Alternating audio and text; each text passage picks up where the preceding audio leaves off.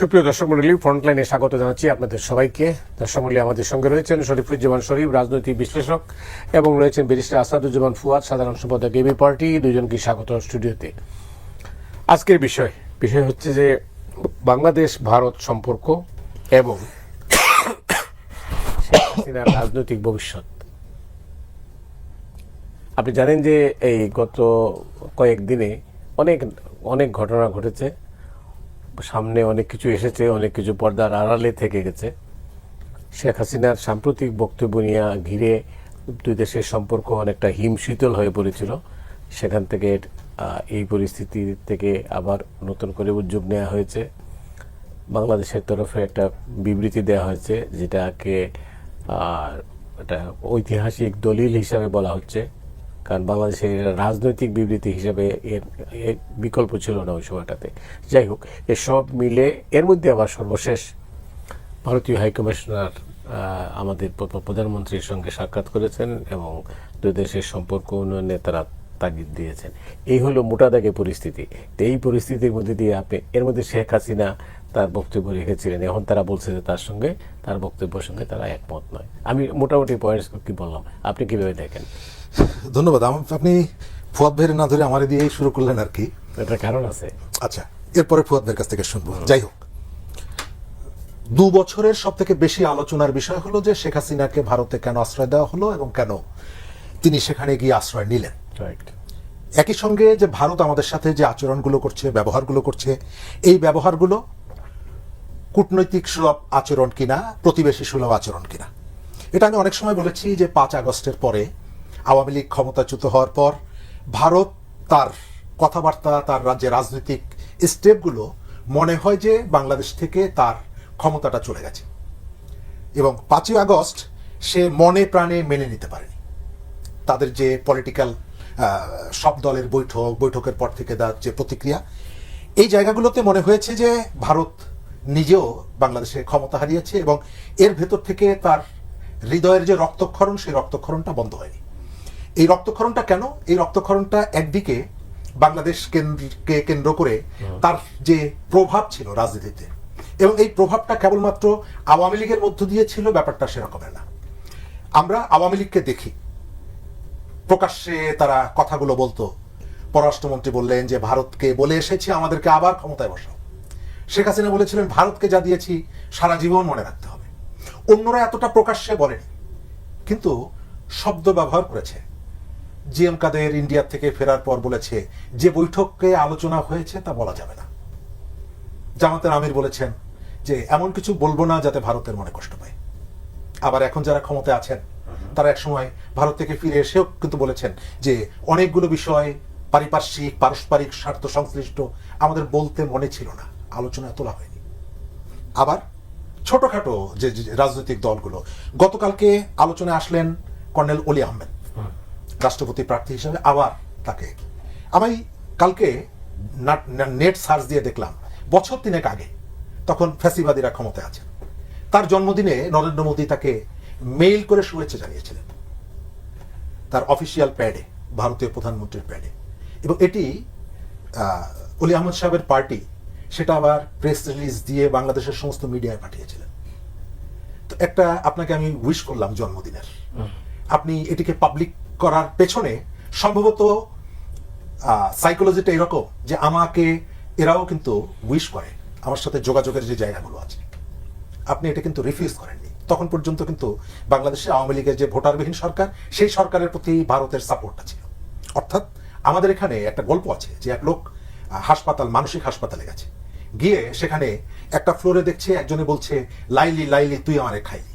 আবার ঘোরাঘুরি করে 4th ফ্লোরে যাওয়ার পরে দেখছেন একই একটা সেল থেকে বলছে লাইলি লাইলি তুই আমারে খাইলি। তো ওনার সঙ্গে যে রিপ্রেজেন্টেটিভ ছিলেন হাসপাতালের, তাকে জিজ্ঞেস করছেন যে ব্যাপারটা কি, দুইজন দুই জায়গা থেকে একই কথা বলছে লাইলিকে দুজনকেই ভালোবাসতো, একজন পেয়ে পরে পাগল হয়ে গেছে আর একজন না পেয়ে পাগল হয়ে গেছে। আমাদের এখানে ভারতের কৃপা, ভারতের সহযোগিতা, ভারতের সমর্থন সবাই চায়, এবং সেই জায়গাকে ভারত তার নিজস্ব যে প্রবণতাটা আছে খবরদারি করার, সে শুধু বাংলাদেশে না সারা পৃথিবীতে তার প্রতিবেশী সব জায়গায় করে, এবং সেই খবরদারির একটা স্পেস তৈরি করে দেয় এই জায়গায়। আমাদের এই সময়কালে আমরা যেটা দেখলাম, হ্যাঁ, কোনোভাবেই প্রত্যাশিত না। আপনি নিশ্চয়ই জানেন যে আমি এই বিষয়টা কি নিয়েছিলাম। তো এখন একটা শেখ হাসিনার রাজনৈতিক ভবিষ্যৎটা কি বাংলাদেশ ভারত সম্পর্কের প্রেক্ষাপটে, কারণ যেহেতু তিনি ওই দেশে অবস্থান করছেন, এই অবস্থায় আপনি কিভাবে দেখেন? ধন্যবাদ। ভারতের রাষ্ট্রীয় বিদেশ নীতির ইতিহাসে সম্ভবত এর থেকে বড় ট্রমাটাইজিং কোনো ঘটনা ঘটে নাই গত 8 দশকে। যে মানে যেই জিনিস তিনি সেই 49 সাল থেকে লালন পালন করে মানে পোষ মানায়া এই পর্যায়ে নিয়ে আসছেন, এবং শেখ পরিবারের সাথে ভারতের যে সম্পর্ক, এটা একেবারে ব্যক্তিকেন্দ্রিক লেভেলে সম্পর্ক চলে গেছে। ইভেন আপনি দেখবেন যে শেখ হাসিনার ইন্টারভিউতে শুনেছি যে 75-76 সালে যখন ঘটনার পরে তিনি ভারতে ফিরে এলেন, তাকে ওখানকার ইন্দিরা গান্ধীর মেহমানরা তাকে আজমিরে নিয়ে গেছে। হুট করে একদিন বলে যে আপনাদের 2 বোনকে আমরা আজমিরে নিয়ে যাব। তা আজমিরে নিয়ে যাওয়ার পরে ওখানকার যিনি মোতাবল্লি আছেন, যে খাদেম আছেন, সে তাকে বলছে যে আরো একটা সালকে রেফার করে দিন, অমুক সালের অমুক দিনটাতে একই দিনে আপনার বাবাও আজমিরে আসছিলেন, আচ্ছা, এবং ওইখানে কি একটা সাইনিং বুক টুক আছে, ওখানে কোনো একটা কমেন্ট করেছে রয়েছে, এরকম বলে দিল আর কি। তো শেখ হাসিনা খুব আপ্লুত হয়ে গেছে, কিভাবে মিলে গেল। মানে শেখ হাসিনা মনে করলো যে এটা একটা ডিভাইন জিনিস আর কি, যে কোইন্সিডেন্স হয়ে গেছে। আসলে তো কোইন্সিডেন্স না, এটা গোয়েন্দা সংস্থা প্ল্যান করে এই দিন তারিখে তাকে নিয়ে গেছে।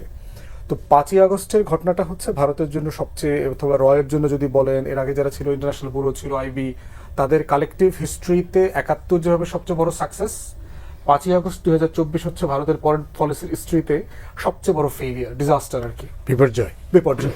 তো সেই জায়গাতে আমরা বোধ করতেছি যে ভারত এখনো রিকনসাইল করতে পারছে না যে হাসিনা ইজ নো লঙ্গার দেয়ার, আওয়ামী লীগের রাজনীতি নাই বাংলাদেশে। এই জিনিসটা রিকনসাইল করতে না পারার, এটা হলো শক স্টেজ বলে পার্সোনাল লেভেলেও। আমরা যখন একটা বিরিফমেন্টের খবর পাই যে আমার আত্মীয় মারা গেছে, বাবা মা মারা গেছেন, সোসাইটি যে শকটা ফিল করি, ভারত এখনো ওই শকের ইয়েটা মানে দোটানাটা এখনো শেষ করতে পারে নাই। এই জন্য তার আচরণে দেখবেন প্রচুর বৈপরীত্য আছে। বৈপরীত্য কি? দীনেশ ত্রিবেদী গিয়ে দেখা করে বলছে যে আমরা তো দরজা খোলা রেখেছি, মাননীয় প্রধানমন্ত্রী কবে আসবেন, এই কথা বলার আবার 24 ঘন্টার পরে রাতের মধ্যে হচ্ছে আবার এফসিসিতে মিটিং হইতেছে হাসিনাকে নিয়ে। আবার কোন ক্লাব মিটিং করতেছে দেখেন, খালেদা জিয়ার একজন ব্রিটিশ আইনজীবী অ্যাপয়েন্ট করছিল, আপনার মনে আছে কিনা, ওই যে যাকে হাসিনা ঢুকতে দিল না, রাইট। ওই ভদ্রলোক, ওই ব্রিটিশ লয়ার কিন্তু পরে ভারতে গেছিলেন এই এফসিসিতে একটা প্রেস কনফারেন্স করার জন্য, যে যেহেতু বাংলাদেশে আমি কথা বলতে পারছি না, অ্যাটলিস্ট দিল্লিতে যেহেতু so called largest democracy in the world, ওখানে গিয়ে আমি কথা বলি প্রেসের সাথে। হাসিনা দিল্লিকে বলে কিন্তু সেই প্রেস কনফারেন্সও বাতিল করাইছিলেন। তাহলে আজকে যখন ফরেন মিনিস্টারের আপনার মানে স্পোকস পার্সন বলছে যে এটা তাদের নিজস্ব ব্যাপার, এখানে আমাদের কিছু বলার নাই, এটার সাথে ভারত রাষ্ট্রের কোনো সম্পর্ক নাই, এটা সত্য না। তো এটা ভারত সরকারেরই এই বিষয়ে ভিন্নতর আচরণ এর আগে আছে। তাহলে চিন্তা করে দেখেন এই আচরণগুলোকে আপনি কিভাবে দেখবেন। একভাবে পড়ার সুযোগ আছে চাণক্য আকারে, যে আপনি শুনলে আমার সাথে দুষ্টামি করতেছেন, আপনি মুখে মুখে বলতেছেন হ্যাঁ আমরা তো চাই সম্পর্ক উন্নয়ন হোক, স্পিকার আসছে, বেগম জিয়ার জানা যায়, ফরেন মিনিস্টার আসছে, ভারতের এম্বাসি পর্যন্ত বিএনপির সাথে 15 বছরে দেখা দেয় নাই, এইরকম সম্পর্ক ছিল। সেখানে ফরেন সেক্রেটারি, স্পিকার আয়শা, মোদির চিঠি দিয়ে গেছে, দাওয়াত দিয়ে গেছে দেশে যাওয়ার জন্য। এগুলো যখন বলছে তখন সে প্রতিদিন আপনার পুশিং করতেছে রাতের বেলায়। সীমান্তে আপনার যে ঘটনাগুলো ঘটছে, আমাদের পশ্চিম বাংলা, আসামের ইলেকশন ক্যাম্পেইনই হয়েছে বাংলাদেশকে কেন্দ্র করে। তো সেই রকম একটা রিয়েলিটিতে, এবং তাদেরকে আপনি কন্টেইন করবার জন্য চেষ্টা করছেন না, কিন্তু আপনি অন্যদেরকে কি কন্টেইন করছেন না? আপনি ককরোচ জনতা পার্টিকে কন্টেইন করেন নাই? তার ফেসবুক পেজ কি খায়া দেন নাই? তাহলে আপনি গণতন্ত্রের কথা বলছেন, কন্টেইন করছেন না, রাজনীতি, ডেমোক্রেসি, তার বক্তব্য আমি কিভাবে কন্টেইন করব? কিন্তু আপনি তো অন্য অনেকের বক্তব্য কন্টেইন করছেন। আপনি যেই শিক্ষাবিদ ককরোচ জনতা পার্টির ওখানে গিয়ে অনশন করছিল, তাকে পুলিশ গিয়ে জোর করে ধইরা আইনা হাসপাতালে নিয়ে তাকে খাওয়াইছে না, ফোর্স ফিট করছে না, তার অনশন ভাঙাইছে না? তো করছে তো। তাহলে এই যে ভারতের আচরণে মানে কন্টিনিউয়াসলি আমরা যে ইনকনসিস্টেন্সি দেখতে পাচ্ছি, এইটা একটা ভালো সম্পর্ক তৈরির ক্ষেত্র না। ভারতকে মেনে নিতে হবে যে আওয়ামী লীগের রাজনীতি, শেখ হাসিনার পলিটিক্স দেশে ফিরবে না, ইটস গন। কিন্তু বাংলাদেশ আছে, বাংলাদেশে 20 কোটি মানুষ আছে, এখানে হিন্দু, মুসলমান, বৌদ্ধ, খ্রিস্টান সবাই মিলেমিশে এই দেশে থাকবে। তাহলে আপনি এই রাষ্ট্রের সাথে সম্পর্ক রাখবেন না? এই রাষ্ট্র তো আপনার ভূ রাজনৈতিক সভরেন্টির কোশ্চেন। আপনার দেশের 1/3 আমার পেটের ভিতরে, বাংলাদেশের পেটের ভিতরে তার 7 সিস্টার্স। আপনার 7 সিস্টার্স এবং পশ্চিম বাংলা, বিহার, উড়িষ্যা পর্যন্ত টোটাল ইকোনমির বেসলাইন হচ্ছে বাংলাদেশ। আপনি দেখছেন পশ্চিমবাংলায় মিষ্টি বিতরণ হয়েছে যেদিন ভিসা ওপেন করেছে। তাহলে সেই রকম একটা জায়গাতে দিল্লিকে must come with fair hand. সে যদি ফেয়ারলি না আসে, সে যদি ক্লিন হ্যান্ডে না আসে, তাহলে যেটা হচ্ছে যে আগের মতো করে আপনি দালালি করায়া বাংলাদেশের গণমাধ্যম আর বুদ্ধিজীবীদেরকে দিয়ে এই সম্পর্ক আপনি ধরে রাখতে পারবেন না। কিন্তু বাংলাদেশের অলমোস্ট এন্টায়ার পপুলেশন চায় ভারতের সাথে একটা সম্মানজনক রিলেশনশিপ। এই ব্যাপারে দেখবেন যে কোনো দ্বিমত নাই। আমরা বারবার বলেছি যে ভারত কি চায়, ভারত চায় যে আমি তার টেরিটোরিয়াল ইন্টিগ্রিটি, তার ভূখণ্ডের অখণ্ডতার ব্যাপারে আমি এনশিওর করব। সবাই একমত। বাংলাদেশের কোনো রাজনৈতিক দল, কোনো দায়িত্বশীল নেতা এই ব্যাপারে তার ভিতরে কোনো হেনুমন্যতা নাই, দ্বিমত নাই। দ্বিতীয়ত উল্টা দিকে কি, আমার সাথে ভারতের 4টা মোটা দাগে দ্বিপাক্ষিক ইস্যু আছে, আপনি এটা ডিল করবেন কিনা? সব সব কার্ড হচ্ছে ভারতের হাতে। গত 55 বছর ভারত বারবার প্রমাণ করেছে এর কোনোটা সমাধান হচ্ছে না। তার কারণে আমরা কিন্তু ভারতের সাথে সম্পর্ক তৈরি করবার ক্ষেত্রে উজাড় করে দেয়া ছাড়া কোনোভাবে কৃপণতা করি নেই। কিন্তু ভারত তো উদারতা দেখাচ্ছে না। তাহলে এক পক্ষ উদারতা দেখায় উজাড় করে দিয়ে কিভাবে একটা সম্পর্ক ধরে রাখা সম্ভব? এটা তো প্র্যাগম্যাটিক জায়গা না। অনেক ধন্যবাদ আপনাকে। কিভাবে সম্ভব? ফুয়াদ ভাই তার দৃষ্টিভঙ্গি থেকে বলেছে, কিন্তু আমি এটাও বলতে চাই যে আমাদের এখানকার পলিটিশিয়ান ভারতের যে আচরণ, আমরা এই আচরণের কাউন্টার আত্মমর্যাদাশীল কোনো আচরণকে আমরা করি? আমি তো সেটা করি না। সে যে আচরণটা করে আমি এখান থেকে অনেক সময় তো তার সাথে তোষামতি করি। সেই কারণে সে আমার ওজনটা বুঝতে পারে। নরেন্দ্র মোদী ক্ষমতায় বসার পর ওই যেটা বললাম যে আমাদের পররাষ্ট্রমন্ত্রী যেমনি ভাবে বলেছে আমাদেরকে আবার ক্ষমতা আনবা, তোমাদেরকে আমি বলেছি, প্রধানমন্ত্রী তৎকালীন বলেছে ভারতকে যা দিয়েছি তাকে মনে রাখতে হবে। আবার নরেন্দ্র মোদী ক্ষমতায় আসার পর আমরা ফুল নিয়ে যাইনি, পররাষ্ট্র দূতাবাস যেদিন বন্ধ ছিল গেটে রেখে এসেছি না? তো এই দুর্বলতাগুলো তারা জানে না। এই যে ঘটনাকে কেন্দ্র করে যে অভিনয়গুলো হলো, মানে ভারত যে অভিনয়টা আপনি বলতে চাচ্ছেন যে আমাদের দুর্বলতার সুযোগ দেয় তার? অবশ্যই অবশ্যই। আপনি দেখেন তার প্রতিবেশী যে দেশগুলো, মালদ্বীপ যখন আঙ্গুল সোজা করেছে ঘি উঠিয়েছে, তার কাছে তো তাকে সারেন্ডার করতে হয়েছে। আমি এখন পারি না কেন? নেপালের কাছে তাকে সারেন্ডার করতে হয়, আমার এখানে পারি না কেন? কারণ আমি মুখে এক ধরনের কথা বলি আর আন্ডারগ্রাউন্ডে আমি অন্য রকমের রিলেশন রাখি ভারতের সাথে। এবং আপনি খেয়াল করে দেখবেন যে এই গত কয়েকদিন যেটা হলো, আপনি প্রথম তার রাষ্ট্রদূতকে ডাকলেন, ডেকে কথা বললেন বা তাকে চিঠি দিলেন, তারপরে ভারতের অনুমোদন ছাড়া সেখানে প্রথম কি বললো? তারা কিন্তু কথা বলেছিল সংবাদ সম্মেলন নিয়ে, কি যে এটার সাথে আমরা সরকার কোনোভাবে জড়িত না। তার অর্থ হচ্ছে জয়সওয়াল যেটা বলেছিল যে এর সাথে সরকার জড়িত না, তার মানে হলো বেসরকারিভাবে আয়োজনটা করা হচ্ছে। তার মানে হচ্ছে ভারতীয় সরকার জানতো যে শেখ হাসিনার সংবাদ সম্মেলনটা বেসরকারিভাবে করা হচ্ছে। তাকে তো জিজ্ঞেস করা হয়েছিল, তিনি কি বললেন? যে এর সঙ্গে সরকার জড়িত না। তার মানে হচ্ছে বেসরকারি, এটি অজানা ছিল না, বেসরকারি সংস্থা দিয়ে সংবাদ সম্মেলন হলো। তারপরে বলছে যে আমরা আসলে এটার সাথে যুক্ত ছিলাম না। হ্যাঁ, যুক্ত তো ছিলেন না, কিন্তু বাংলাদেশে পৃথিবীর কোথাও সরকার যদি চায় যে আমি এটা বন্ধ করব, সেটিকে কারো পক্ষে কি ওটি জোর করে করা সম্ভব না? আবার তার ভাষণের মধ্যে এখান থেকে কোর্টের কিন্তু একটা বক্তব্য আছে যে হেট স্পেস প্রকাশ করা যাবে না। তিনি কি ধরনের বক্তব্য দেন এটি কিন্তু আমরা জানতাম না। আমাদের দেশের আদালত থেকে তার বক্তব্য প্রচারের ক্ষেত্রে কিন্তু নিষেধাজ্ঞা নেই, কিন্তু ঘৃণামূলক কোনো বক্তব্য দিতে পারেন কিনা সেই জায়গাটায় নিষেধাজ্ঞা আছে। 2, আপনি যখন এই বক্তব্যটা দিল, আমরা সোশ্যাল মিডিয়ায় একটা বিরাট স্টেটমেন্ট দেখলাম। আমি যদি জিজ্ঞেস করি এই স্টেটমেন্টটাকে আপনি রিয়েলি ভারত সরকারের কাছে দিয়েছেন? যে স্টেটমেন্টটা খুব কড়া ভাষায়, কেন সন্দেহটা? ঠিক তার পরের দিন আমি তো ভেবেছিলাম আপনি ইন্ডিয়ান অ্যাম্বাসেডরকে ডাকবেন, ডেকে জিজ্ঞেস করবেন যে তোমাদের সাথে এই আলোচনা হওয়ার পর তুমি তোমার দেশে এই ধরনের একটা সকল বক্তব্য দিয়ে আমাকে কেন এই সুযোগটা তাকে দিয়েছো, এই কথাটা তাকে জিজ্ঞেস করার কথা। আপনি পরের দিন সকালবেলা গিয়ে বললেন ডিজেল কবে দিবা, মানে কি পরিমাণ ডিজেল দিবা। এর ভেতর থেকে আপনার হ্যাডম কতটুকু, আপনার ক্ষমতা কতটুকু, আপনার শক্তি কতটুকু সে অনুমান করেনি, ধারণাটা নিয়েছে না? আপনি এই কাজটা 5 দিন পরে করতে পারতেন, 10 দিন পরে করতে পারতেন। আমার এটি প্রয়োজন, আমার ফুয়েল দরকার। আপনি 5 দিন অপেক্ষা, সম্পর্ক তো শেষ হয়ে যায়নি। এর ভেতর থেকে আপনি যে দৃঢ়তা আমার সামনে দেখাচ্ছেন, আপনি যে কঠোরতা আমার সামনে দেখাচ্ছেন, কিন্তু একই সাথে আমি একজনকে হাত উঁচু করে বললাম যে তোমাকে একটা চট দিব, বলার পরে ফিক করে হেসে দিলাম, তাহলে সে কি মনে করবে যে এটা এক ধরনের অভিনয়? আমি তাকে আদর করছি কিন্তু একটু মনে মনে ভয় দেখাচ্ছি। এটা আসলে ভয় না, এটা এক ধরনের অভিনয়। আপনি এই আচরণগুলো যখন করবেন, আমাদের পররাষ্ট্রমন্ত্রীর সাথে 1.5 ঘন্টার রুদ্ধদ্বার বৈঠক হচ্ছে, এই বৈঠকে কি আলোচনা হচ্ছে? আবার এই যে বৈঠকগুলো, এই বৈঠকগুলো কি মনে হয় যে আমাদের এখান থেকে এই বক্তব্যের প্রেক্ষিতে যে ধরনের অ্যাকশন দেখানোর কথা সরকারের পক্ষ থেকে, পাবলিক সেন্টিমেন্ট, হ্যাঁ সমস্ত পাবলিক এইগুলোর সাথে যুক্ত না, কিন্তু পাবলিকের একটা বড় অংশ তারা মনে করে যে এই যে জায়গাগুলোতে সরকারের দৃঢ় হওয়া দরকার। আমি তো দৃঢ়তা দেখি না, আমি বরং দেখি যে কতগুলো জায়গায় একটু মানে এক ধরনের সমঝোতার একটা চেষ্টা আছে, পাবলিকরে এক ধরনের কথা বলা, পাবলিকের বাইরে আর এক রকমের কথা বলা। এবং আমি রাজনৈতিক দলগুলোর উদাহরণ দিলাম, ডিপ্লোমেসি তো এটাই। এটা ডিপ্লোমেসি, ঠিক আছে। এটি আমরা অনেক সময় বুঝতে পারি না। আওয়ামী লীগের রাজনীতির ভবিষ্যৎ আমার মনে হয় না আওয়ামী লীগের হাতে রক্ত, আওয়ামী লীগের কাঁধে হাজার খানেক মানুষের লাশ, কিন্তু আওয়ামী লীগ আর শেখ হাসিনা তো আলাদা আলাদা। কিন্তু আওয়ামী লীগের রাজনীতি কালকেই শেষ হয়ে যাবে আমি এটি মনে করি না। দেখি আমরা এখানে থামি। মানে ফুয়াদ যেটা বলছিলাম যে শেখ হাসিনার রাজনীতি আর যেটা আওয়ামী লীগ যুক্ত করলেন, দুইটা কি আলাদা সত্তা না একটা? আলাদা নাই, আলাদা থাকবার কথা ছিল আর কি। বাংলাদেশের পলিটিক্সে যেটা হচ্ছে, এটা তো রাজবংশীয় রাজনীতি, এখানে তো রাজনৈতিক দল নাই, এখানে রাজা বাদশাহ আছে, প্রজা কর্মচারী আছে, এখানে কোনো নেতা কর্মী নাই। তো কর্মচারী আর প্রজাদের দিয়ে, দাসদাসী দিয়ে তো আসলে দল চলে না। এই জন্য দেখেন শেখ পরিবারের অনুপস্থিতিতে কি হয়েছে ৭৫-এর পরে, আওয়ামী লীগ ভেঙে ৪ টুকরা হয়েছে না? ৭৯ নির্বাচনে সব ৪ টুকরাই তো নির্বাচনে অংশগ্রহণ করেছে। হাসিনাকে আনতে হইলো কেন? আনার সময় কিন্তু শর্ত ছিল জিয়াউর রহমানের সাথে যে সে তিনি দায়িত্ব নেবেন না রাজনৈতিকভাবে, দায়িত্ব অন্য জায়গায় যাওয়ার কথা। আপনার একাশি কাউন্সিলের কথা মনে আছে? আমি কেমন ভাবছি? হ্যাঁ, কাদের দায়িত্ব নেওয়ার কথা ছিল।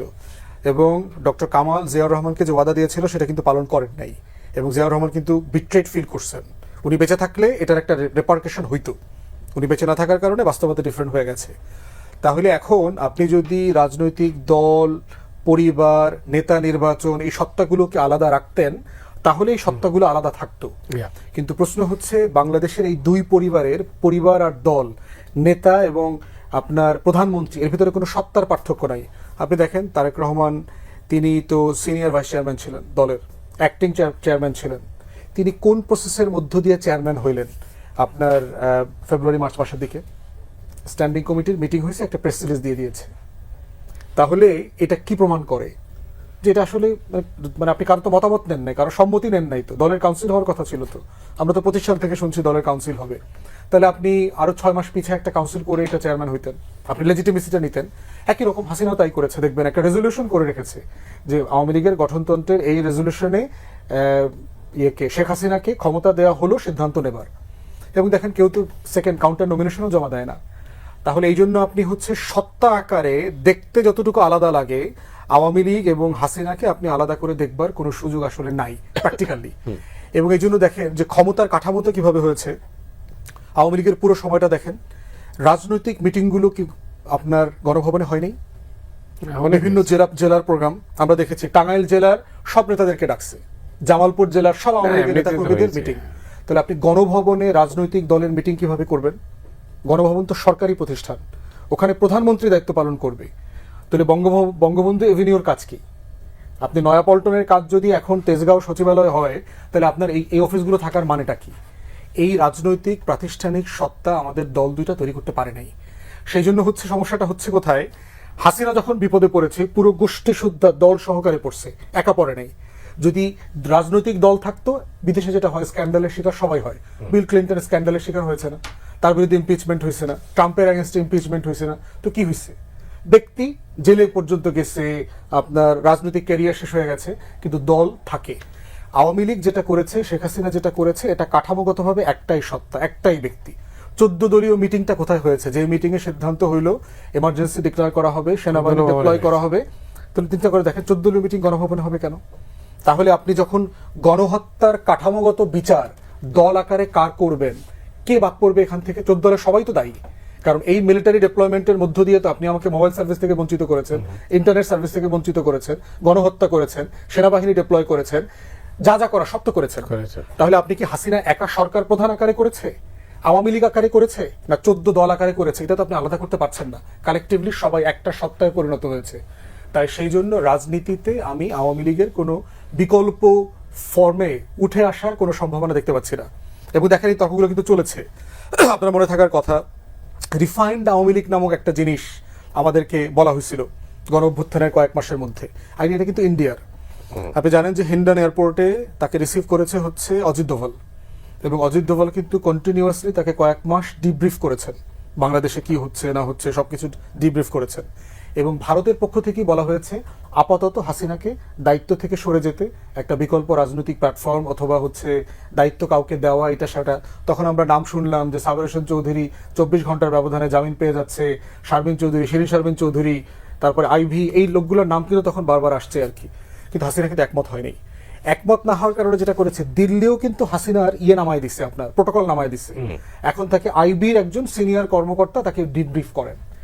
তাহলে এই প্রসেসগুলো প্রমাণ করতেছে যে ভারত খুব বিরক্ত। সেও চাচ্ছে যদি এই মহিলা চলে যায় অথবা অন্য কোনো দেশে চলে যেতে পারে, নেগোসিয়েট করবার চেষ্টা চলছে।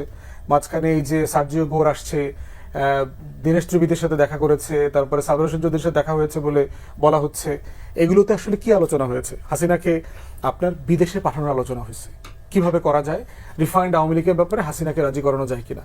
আওয়ামী লীগের নেতারা, আমিও জেনেছি, আপনিও জানার কথা, শেখ হাসিনা রিফাইন্ড আওয়ামী লীগের যারা যারা ছিল তাদেরকে হুমকি পর্যন্ত দিচ্ছে যে ওদের লাশ খুঁজে পাওয়া যাবে না যারা যারা এইসব দায়িত্ব নেওয়ার চেষ্টা করবে।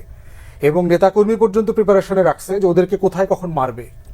আওয়ামী লীগ কিন্তু খুব ব্রুটাল রাজনৈতিক দল, কিন্তু নিজের দলের নেতাকর্মী হত্যা করতেও শেখ হাসিনা ন্যূনতম কার্পণ্য আগেও করে নাই, ভবিষ্যতেও করবে না।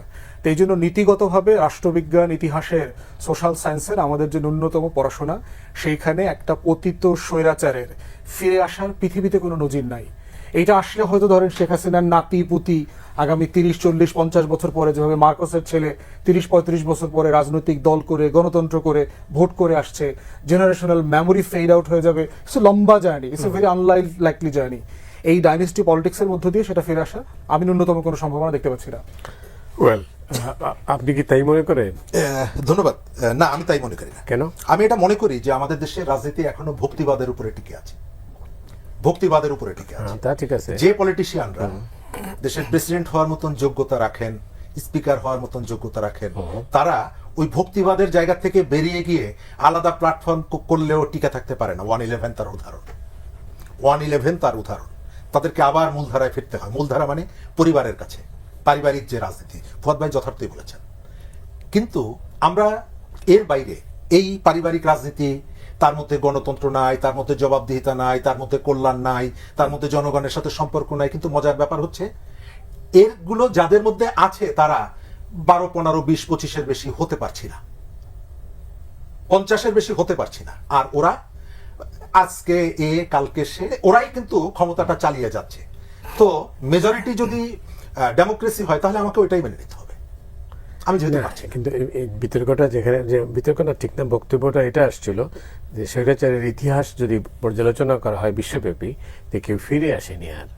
তো আপনি বলছেন যে আপনি ভিন্নমতকে, আমার ভিন্নমত এই কারণে যে এখানে একটা বিকল্প রাজনীতি আপনি গড়ে তুলতে পারেননি।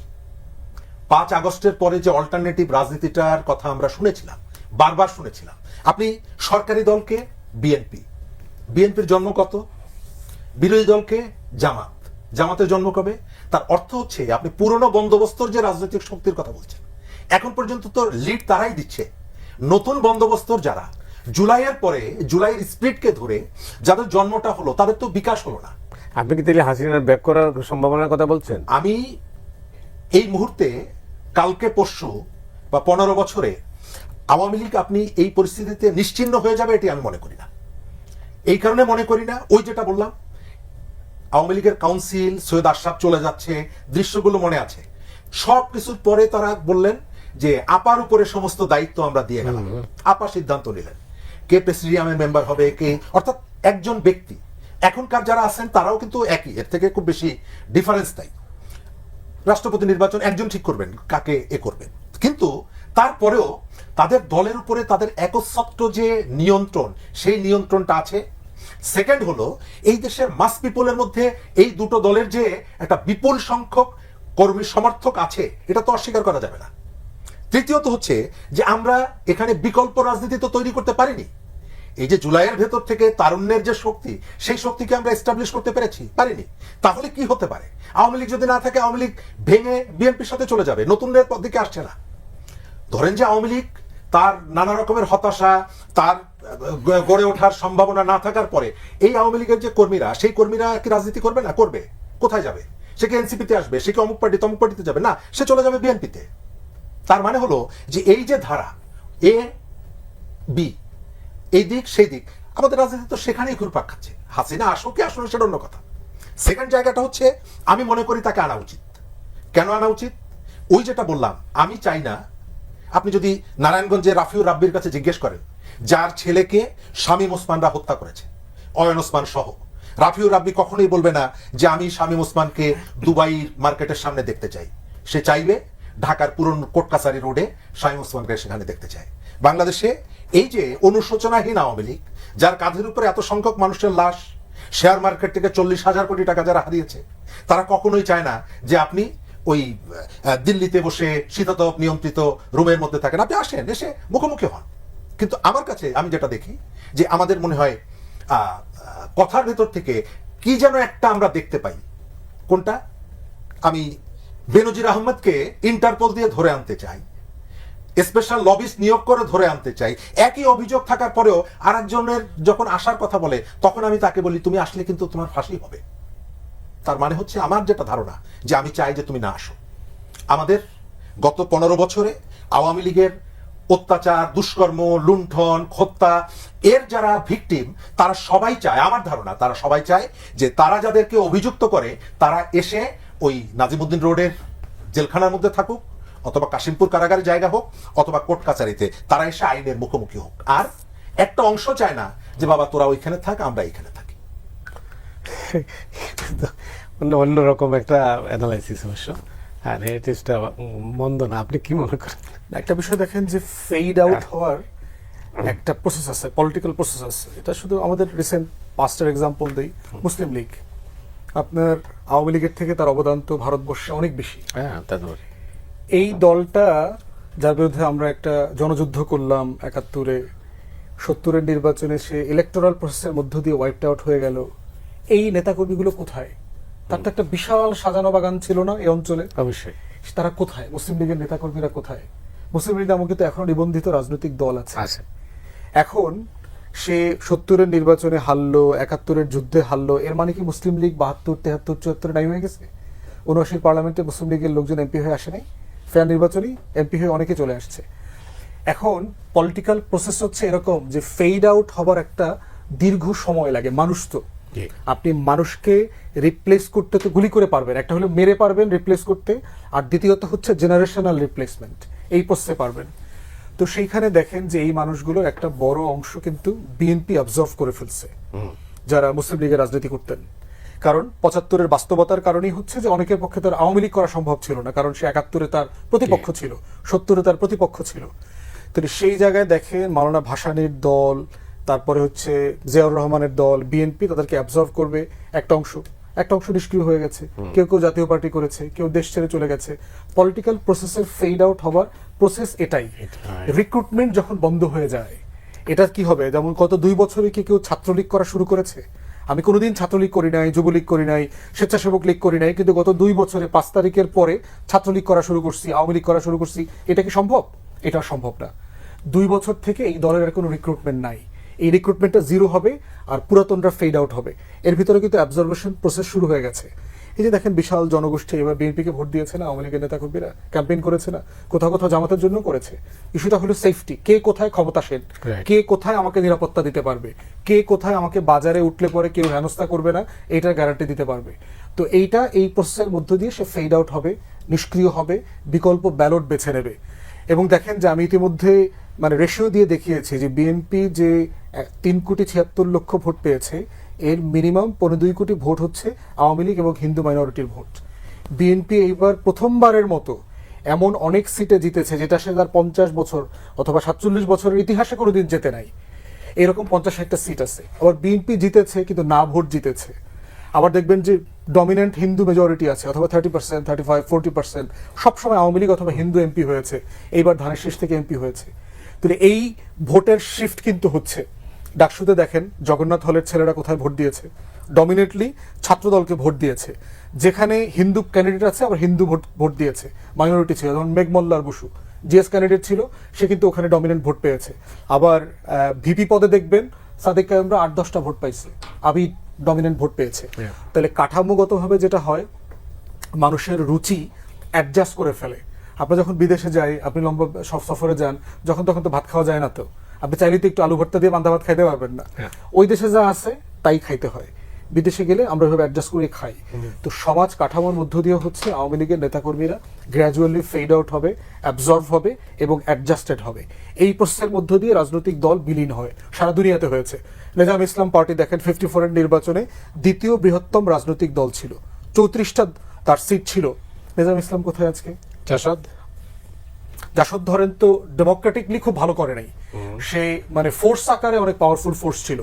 জাসদের এক্সাম্পল আসবে হচ্ছে আজকের শরীফ ভাই যেটা বারবার বলছিল যে গণ অধিকার পরিষদ এবং হচ্ছে এনসিপির পলিটিক্যাল পারফরমেন্স জাজ করবার কেন্দ্রের এক্সাম্পলটা থাকবে হলো জাসদ, যে গণ অভ্যুত্থানের মধ্য দিয়ে, পরিবর্তনের মধ্য দিয়ে যে তরুণরা রাজনীতিতে এসেছিল তাদের ভবিষ্যৎ কি হয়েছে।